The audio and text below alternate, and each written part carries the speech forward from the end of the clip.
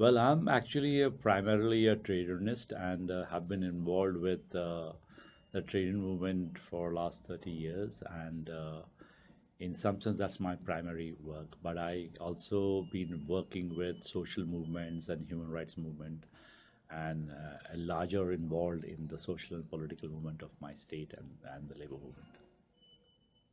Sir, according to you, what is right to the city?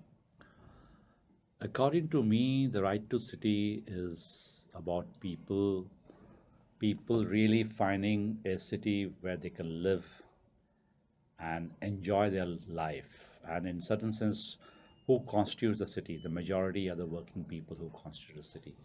So, in certain sense, the right to city is a right of the working people in the city to really have democratic space, to have economic space for their work, and a social space where they can spend their time with their family, with their children's, and there's a common space where they can really enjoy being together.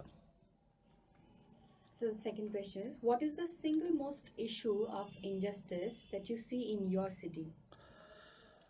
Well, there are many actually in a city like of Ahmedabad of injustice, but there's a larger social and political injustice that is happening to a large section of poor people, Dalit, minorities. But I'm going to really stress also on much more factor that affects everyone in the city, and that's actually the question of that the working population cannot really earn enough to sustain both their life and the city that they live in a simple way. If they don't earn something that they can contribute to a better housing, they can contribute to really creating spaces where they which they can use by paying something, or they travel in in transport where they can go to to their job, to different places for which they can also afford, then the city becomes beautiful and city becomes capable of giving itself to the workers, which at this point the city, I think most of the Indian cities are not being able to give,